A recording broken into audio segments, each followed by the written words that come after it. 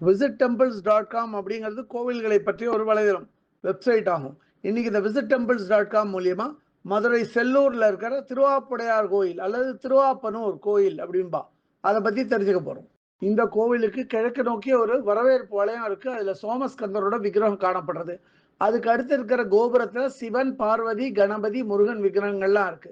கோவிலுக்குள்ள போனா கோவில்ல செவுத்துல மகா சதாசிவமூர்த்தி மற்றும் ஐஸ்வரேஸ்வரரோட படங்களை ரொம்ப அழகா வரைஞ்சி வச்சிருக்கா. இந்த கோவில்ல பல தூண்களை கொண்ட மண்டபங்கள் நிறைய இருக்கு. அதுல ஒரு மண்டபத்தோட தூண்ல ஆஞ்சநேயர் சுவாமி விக்கிரகத்தை வச்சிருக்கா. அதை தாண்டி போனா ஒரு துவஜஸ்தம்பம் இருக்கு. துவஜஸ்தம்பம் தாண்டி ஒரு நெய்வேத்திய பீடம், அது பக்கத்துல ஒரு நந்தி வாகனம் மூலஸ்தானத்தை நோக்கி இருக்கு. இதுக்கப்புறம் பக்தர்கள் ஒரு 4-5 படி மேலே ஏறி போனோம். போற வழியிலேயே ஒரு இடது கை பக்கத்துல அனுக்கை விநாயகருக்கு ஒரு விக்கிரகமும், வலது பக்கத்துல வள்ளி தேவசேனா சமேத முருகருக்கு ஒரு விக்கிரகமும் இருக்கு. மூலஸ்தானத்தை நோக்கி போனா மூலஸ்தானத்து வாசல்ல 2 துவாரபாலகர்கள் கிழக்கு நோக்கி காணப்படுறாங்க. இந்த துவாரபாலகர்கள் பக்கத்துல இன்னொரு விநாயகர் விக்கிரகம், முருகன் விக்கிரகமும் இருக்கு. இங்க மூலஸ்தானத்தை திருவாப்புடையார் கிழக்கு நோக்கி ஸ்வயம்பு சிவலிங்க வடிவத்துல காணப்படுறார். இங்க மூலவரான திருவாப்புடையாருக்கு பல பெயர்களால் அழைக்கப்படுறார். அதுல ஒரு பேரு இடைப்புரீசர், இன்னொரு பேரு அன்னா வினோதன், இன்னொரு பேரு ஆப்பனூர் நாதர். மூலஸ்தானம் பக்கத்திலே நடராஜருக்கு ஒரு சன்னதி இருக்கு. சிவகாமி அம்பாளோட சேர்ந்து காணப்படுறார். கோஷத்தை சுத்தி தட்சிணாமூர்த்தி, லிங்கோத்பவர், துர்கை, சண்டிகேஸ்வரர் விக்கிரகங்கள்லாம் இருக்கு. இங்க லிங்கோத்பவர் விக்கிரகத்துக்கு எதிர்பக்கமா பிக்ஷாடனருக்கு தனியா ஒரு விக்கிரகம் வச்சிருக்கா. கோயிலோட உள்பிராகாரத்துல வடக்கு நோக்கிய ஒரு 4வர் சன்னதி இருக்கு. அதே மாதிரி வெளிப்பிராகாரத்துல பிருத்திவிலிங்கம், தேயுலிங்கம், வாயுலிங்கம், ஆகாயலிங்கம், அக்னிலிங்கம் விக்கிரகங்கள்லாம் இருக்கு. கோவில்ல கிழக்கு நோக்கிய 2 தனித்தனி சன்னதி இருக்கு.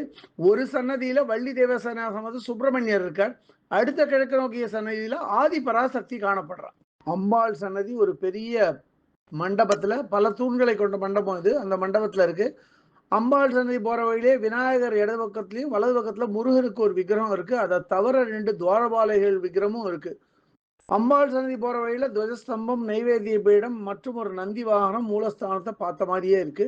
இந்த சன்னதியில அம்பாள் கிழக்கு நோக்கி நின்ற கோலத்துல காணப்படுறா. இங்க அம்பாளோட பேரு சுகந்த குந்தலாம்பிகை அம்பாள். திருவாப்புடையார் சன்னதிக்கும் அம்பாள் சன்னதிக்கும் நடுவுல கொஞ்சம் விஸ்தீரணமாவே இடம் இருக்கு. இங்க ஒரு கொன்றை மரம், அதுதான் இந்த கோவிலோட ஸ்தலவிருட்சமாகும். ஒரு கொன்றை மரம் வச்சிருக்கா. அந்த கொன்றை மரத்துக்கு விநாயகர் விக்கிரகமும் நாகர்கள் விக்கிரகமும் வச்சு வழிபடுறா. கோவிலோட வெளிப்பிராகாரத்துல நடராஜருக்கு தனியா ஒரு சன்னதி இருக்கு. இதுல என்ன விசேஷம்னா, நடராஜர் சன்னதி வாசல்ல 4 பெரிய தூண்கள், அதாவது 4 கால் மண்டபம் இருக்கு. ஒவ்வொரு தூண்லயும் ஒரே மாதிரியான 4 விக்கிரகங்கள் வச்சிருக்கா. பார்க்கறதுக்கு ரொம்ப பளிச்சுன்னு இருக்கு, கண்கவரும் விதமா. இப்ப சொன்ன நடராஜர் சன்னதி பக்கத்துல நவகிரக சன்னதி வச்சிருக்கா. அதே மாதிரி கோயில்ல மேற்கு நோக்கிய 3 சன்னதி இருக்கு. அதுல ஸ்ரீ கைலாசநாதர், பைரவர் மற்றும் முருகன்லாம் இருக்கா. கோவிலுக்கு தனியா, அதாவது பிரத்யேகமா ஒரு மடப்பள்ளி இருக்கு. அன்னதான கூடமும் இருக்கு பக்தர்களுக்காக. இந்த கோவிலோட ஸ்தல விருட்சம் கொன்றை மரமாகும். புஷ்கரணி வைகை மற்றும் இடபாபுர தீர்த்தம்.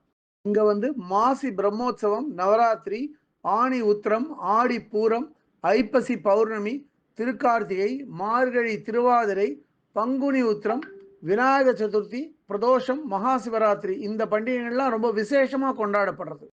குடும்பத்துல கஷ்டமும் பண கஷ்டமும் இருக்கிறவா இந்த கோவில்ல ஈஸ்வரனை வழிபட ஆரம்பிச்சா நாளடைவில் அவ பண கஷ்டம் நிவர்த்தி ஆகும்னு ரொம்ப பலமா நம்பப்படுறது. செவ்வாய் தோஷம் இருக்கிறவா இந்த கோவிலுக்கு நமஸ்கரிச்சா அதுலேருந்து விடுபடலான்னு ஒரு நம்பிக்கை.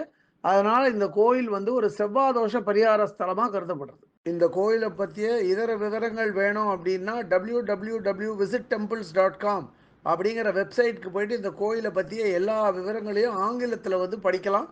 இல்லை பிற பாஷைகளில் வேணும்னா அதுலேயே மொழிபெயர்க்கிற வசதியும் இருக்குது. அப்படியே மொழிபெயர்த்து அவா பாஷைக்கு தகுந்த மாதிரி படிச்சுக்கலாம். அதை இதுவரை இந்த காணொலியை கண்டும் கேட்டும் மகிழ்ந்த பக்தர்களுக்கு visittemples.com சார்பாக ராகவாச்சாரியின் நன்றிகள்.